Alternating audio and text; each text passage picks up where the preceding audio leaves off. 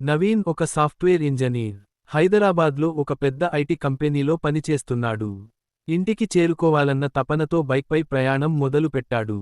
ఆ రోజు ఇంటికి వెళ్లే దారిలో ఒక 4 రోడ్ల కూడలి ఉంది. ఆ కూడలి దగ్గర చాలామంది చనిపోయారని పెద్దవాళ్లు చెప్పేవారు. రాత్రి 8 గంటల సమయం. కూడలి దగ్గరకు చేరుకున్నప్పుడు బైక్ లైట్లు తడిసిన రోడ్డు మీద ప్రతిబింబించాయి.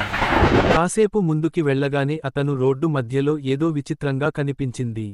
నిమ్మకాయలు, ఎండుమిరపకాయలు, గుడ్లు, పసుపు, కుంకుమ అన్నీ కలగలసి ఒక పెద్ద వలయంలా రోడ్డు మధ్యలో అమర్చబడి ఉన్నాయి.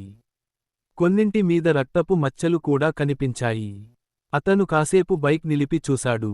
ఇవన్నీ చేతబడి కోసం పెడతారనే విన్నాను, కాని నిజంగా ఇలాంటివి నేను మొదటిసారి చూస్తున్నాను అనుకున్నాడు నవీన్. అతను ఆ వస్తువులను దాటుకుని బైక్ను ముందుకు తీసుకెళ్లబోతుండగా వెనుక నుండి ఒక శబ్దం వినిపించింది. ఎవరో చెవిలో ఆగు ఆగు.